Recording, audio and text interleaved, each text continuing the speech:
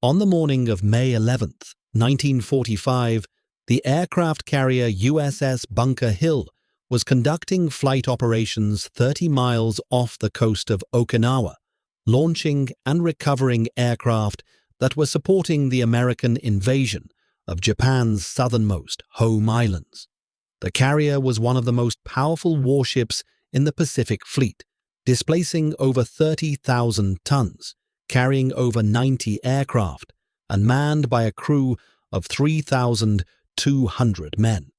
She had been at sea for 70 consecutive days, her crew exhausted by constant combat operations, but professional in their execution of the endless cycle of launches, recoveries, and combat air patrols that carrier warfare demanded.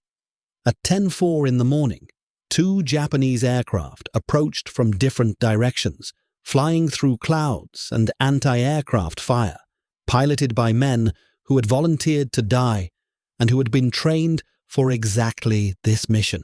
Within 60 seconds, both aircraft would crash into Bunker Hill's flight deck, their bombs detonating among aircraft that were fueled and armed for the next strike. Within 30 minutes, 389 men would be dead. Another 264 would be wounded, and the carrier would be burning from bow to stern with fires so intense that her survival seemed impossible.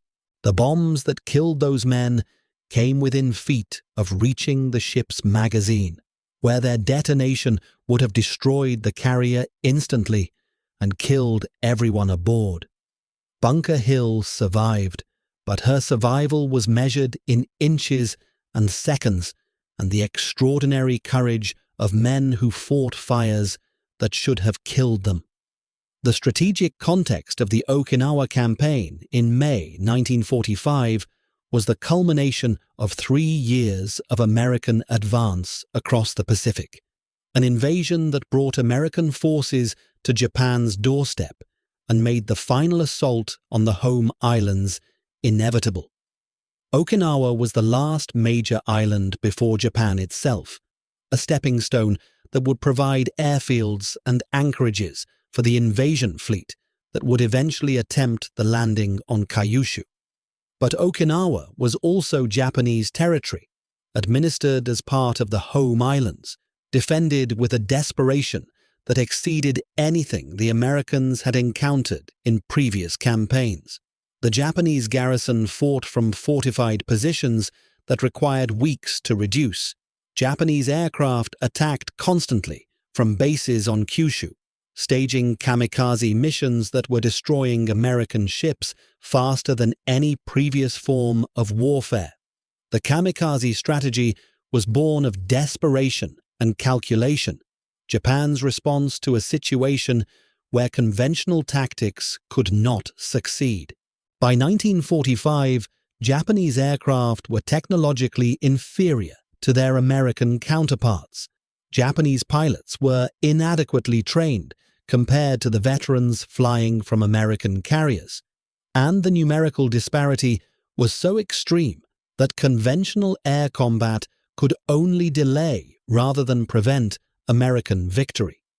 But a pilot willing to crash his aircraft into an enemy ship could guarantee a hit, trading one plane and one life for damage that conventional attacks achieved only occasionally.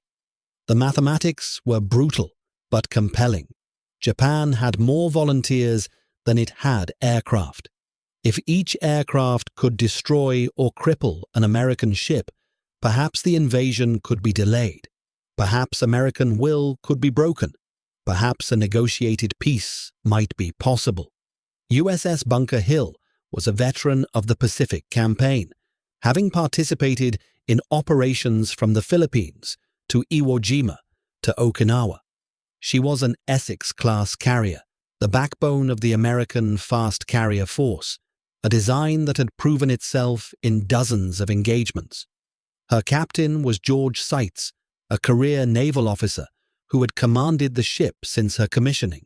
Her air group commander was a seasoned aviator who had flown combat missions throughout the Pacific.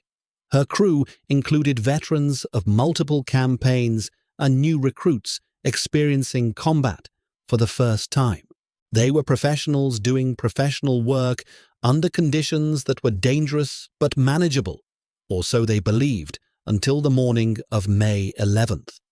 The day began routinely, with launch operations commencing at dawn and continuing through the morning, as the carrier cycled aircraft through combat air patrol, strike missions, and anti-submarine patrols. The flight deck was crowded with aircraft in various states of readiness, some being fueled, some being armed, some positioned for the next launch. This was standard procedure on carriers conducting intensive operations, a calculated risk that accepted crowded decks in exchange for rapid sortie rates. The danger was that aircraft on deck were vulnerable to attack, particularly if they were fueled and armed, but the alternative was reduced sortie rates that would compromise the air support that ground forces on Okinawa required. The Kamikaze attack came with almost no warning. The first aircraft, a Zero fighter, approached from astern through cloud cover that concealed it from lookouts until the final moments.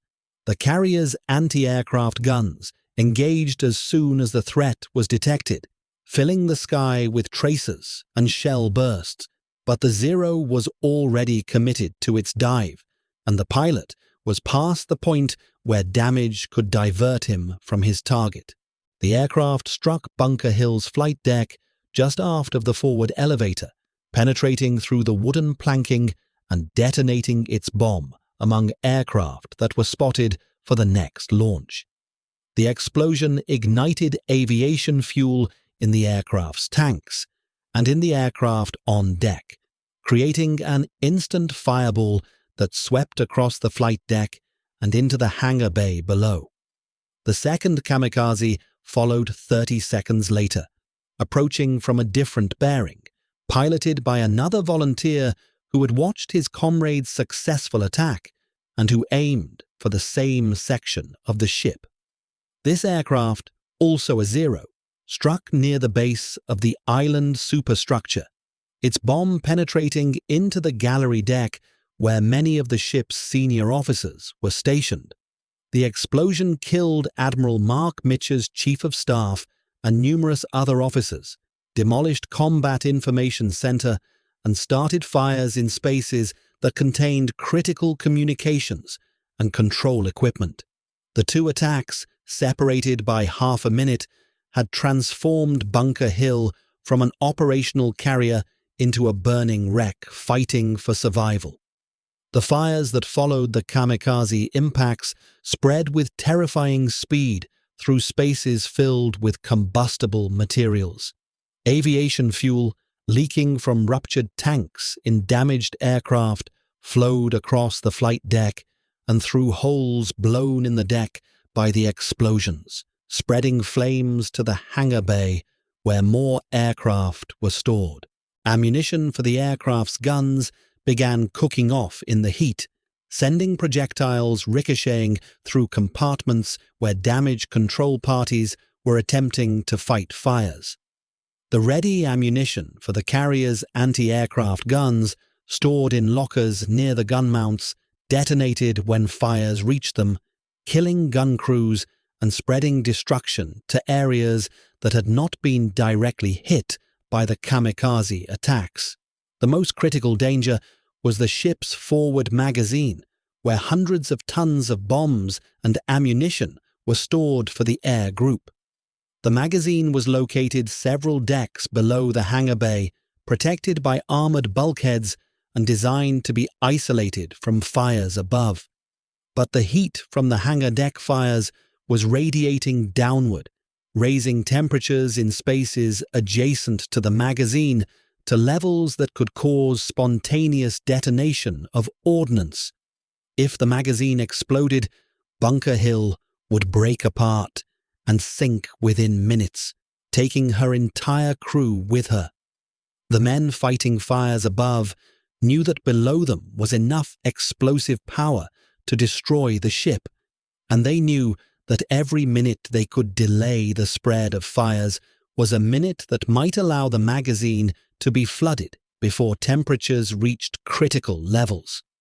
The decision to flood the forward magazine was made within 10 minutes of the first Kamikaze impact, a choice that saved the ship but that also rendered her incapable of flight operations for the remainder of her deployment. Salt water flooding into the magazine ruined thousands of bombs and millions of rounds of ammunition, destroying ordnance worth millions of dollars, but preserving the ship and her crew. The flooding was accomplished by opening seacocks and manually operating valves in spaces that were already filling with smoke, work that required men to enter compartments where visibility was zero and temperatures were approaching levels that caused unconsciousness. Several sailors died performing this work, overcome by heat or smoke before they could complete their tasks, but enough succeeded that the magazine was flooded before the fires reached it. The firefighting effort on the flight deck and in the hangar bay was conducted under conditions that exceeded anything that training had prepared the crew to handle. The fires were so intense that water applied from hoses evaporated before reaching the flames, steam filling compartments and adding to the heat that was already unbearable. Firefighters collapsed from heat exhaustion and had to be dragged to safety by shipmates who then took their places at the hose nozzles. The smoke was so thick that men worked by touch, unable to see their own hands, relying on voice communication and training to coordinate their efforts. Some compartments became so hot that paint ignited spontaneously on bulkheads that had not been directly touched by flames. The personnel casualties mounted with horrifying speed. Men trapped in compartments below the hangar deck died from smoke inhalation when ventilation systems drew toxic gases into spaces that had been safe before the fires started. Gun crews at their stations were killed when ready ammunition detonated near them. Pilots and aircrew waiting in ready rooms were killed when fires reached the spaces where they had been preparing for missions. Medical personnel attempting to treat the wounded were themselves wounded or killed when secondary explosions occurred in areas that had seemed secure. The initial count of dead and missing exceeded 300 within the first hour and would eventually reach 389 confirmed killed. The survival of those who made it off the burning sections of the ship depended on decisions made in seconds and luck that could not be predicted. Some men escaped through passageways that were clear when they traversed them but became impassable with fire moments later.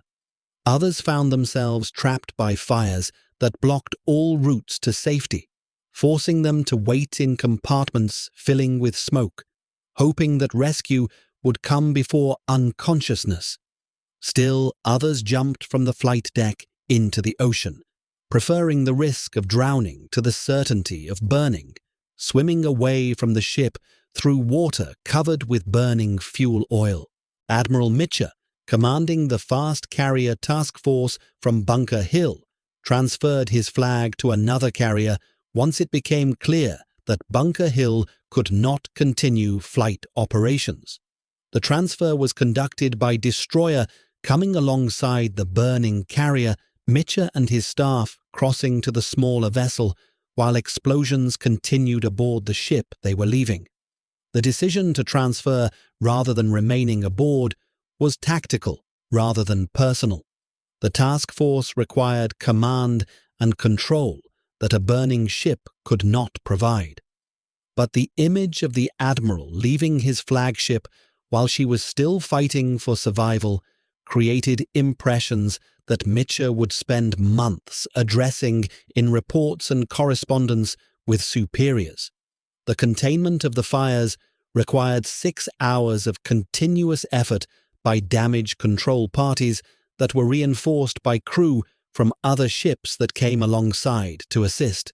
Destroyers sprayed water on Bunker Hill's burning sections from external positions, adding volume to the firefighting effort that the carrier's own systems could not provide. Casualties were transferred to these escort vessels, overwhelming their medical facilities, but distributing the load enough that treatment could be provided.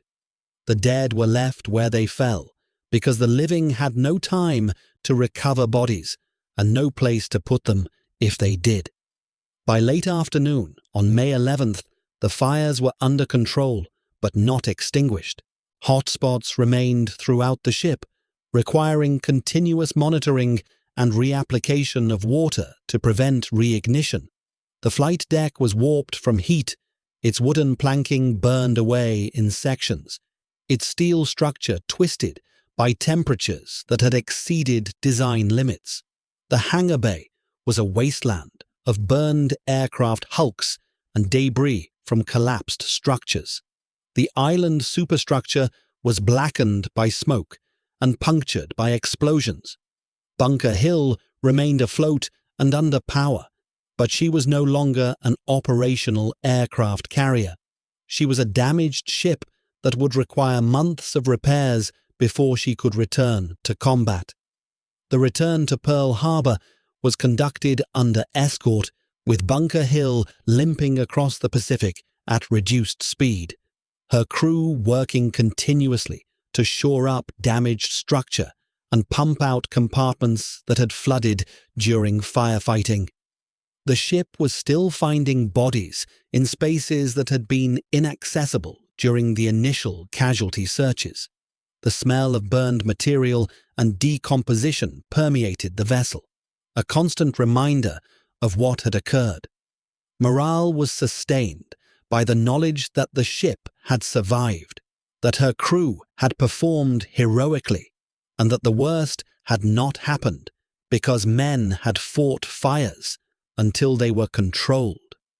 The arrival at Pearl Harbor brought formal casualty accounting and the beginning of mourning rituals that the chaos of combat had not allowed. The bodies that could be recovered were prepared for burial, their identities established through dog tags or dental records when recognition was impossible. The missing, whose bodies were lost in spaces that had been flooded or consumed by fire, were declared dead, and their families notified. The survivors, many still recovering from burns or smoke inhalation injuries, were interviewed by investigators seeking to understand what had happened and whether procedures should be changed to prevent similar casualties in future attacks. The investigation into the Bunker Hill attack focused on whether the Kamikaze aircraft should have been detected earlier, whether anti-aircraft fire should have been more effective, whether flight deck procedures that left armed and fueled aircraft exposed had contributed to the casualties. The conclusions were mixed. Radar had detected the incoming aircraft, but had not distinguished them from the numerous friendly aircraft operating in the area. Anti-aircraft fire had engaged both kamikazes, but had not stopped them before they reached the ship. Flight deck procedures represented a calculated risk that had been accepted Navy-wide because the alternative was reduced operational tempo. No individual failures or errors were identified, only the brutal reality that determined kamikaze pilots flying through clouds at high speed were extremely difficult to stop. The comparison between Bunker Hill's casualties and those suffered by other carriers attacked by kamikazes revealed that her experience, while horrific, was not unique. USS Franklin, hit by bombs in March 1945, had suffered over 800 dead, nearly twice Bunker Hill's toll.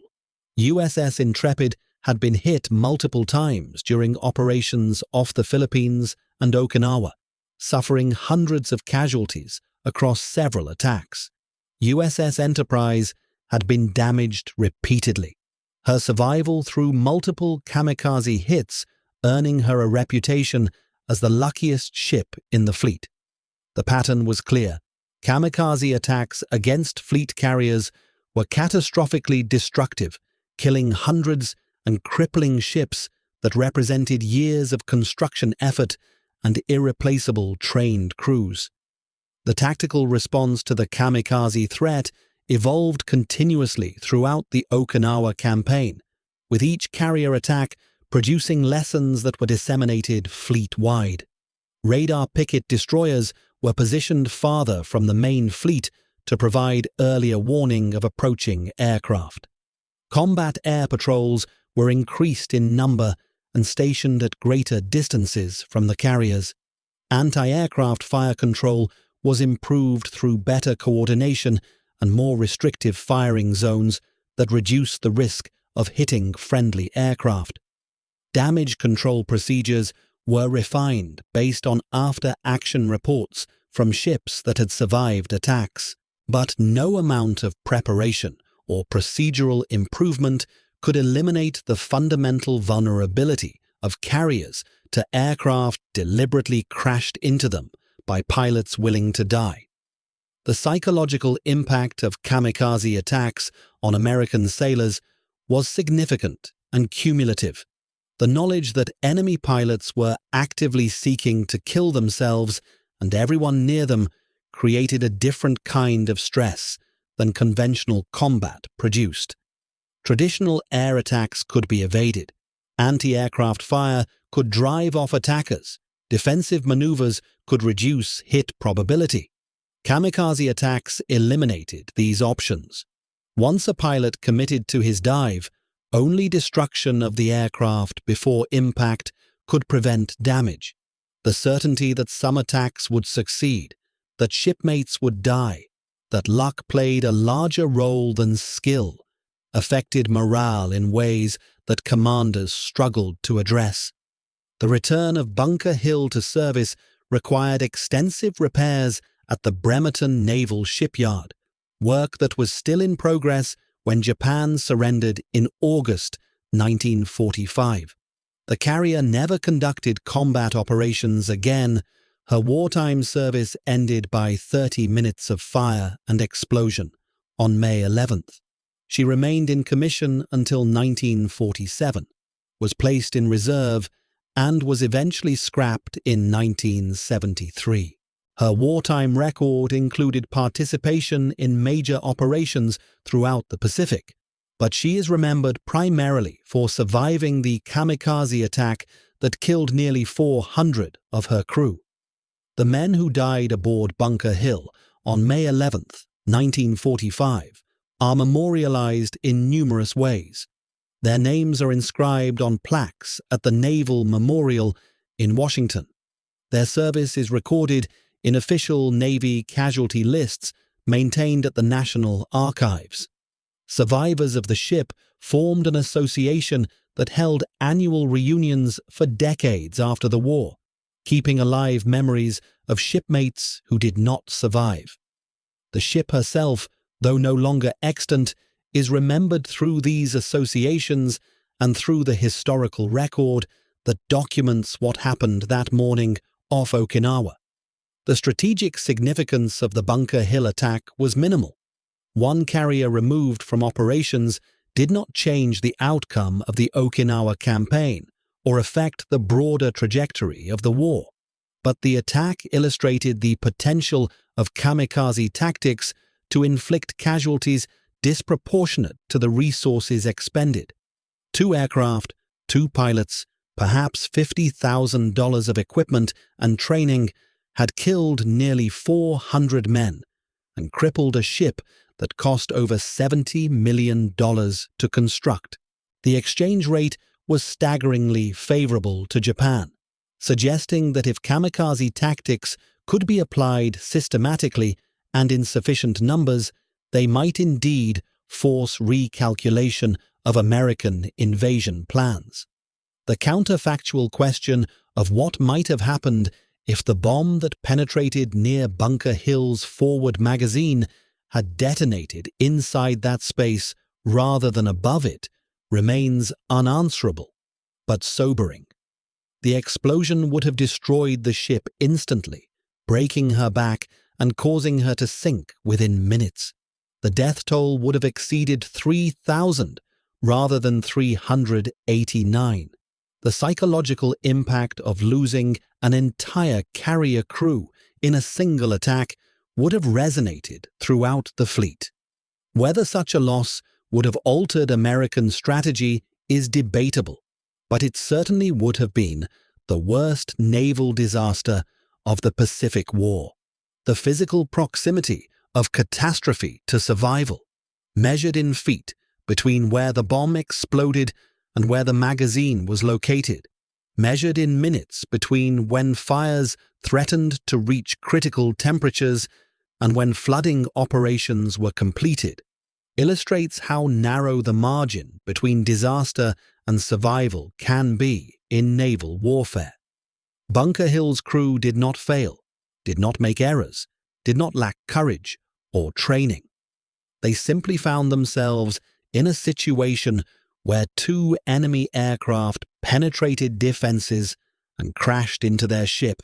What followed was determined by how quickly they responded, how effectively they fought fires, how courageously they entered spaces where death was probable but duty required presence.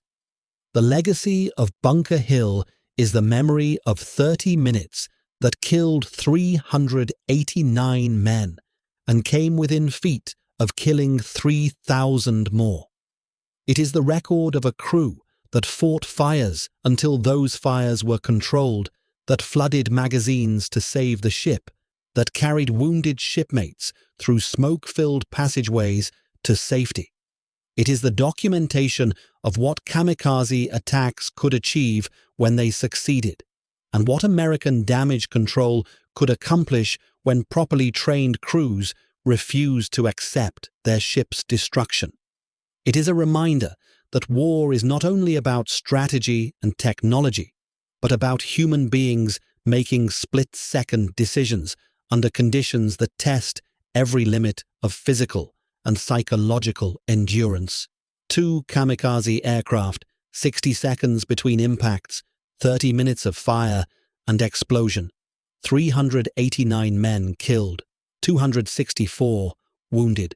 One carrier that survived when survival seemed impossible, saved by inches and seconds, and extraordinary courage from men who fought to save their ship and their shipmates. USS Bunker Hill's battle was not against an enemy fleet or an opposing nation, but against fire and explosion and the simple physics of burning aviation fuel among armed aircraft. She won that battle barely, and the price of victory was measured in young men who burned to death or drowned, or were blown apart by explosions, whose sacrifice saved the ship, but who did not live to see her sail home. Their names are recorded, their service is remembered, and the 30 minutes that almost changed history remains a testament to how close disaster always is when war is fought at sea.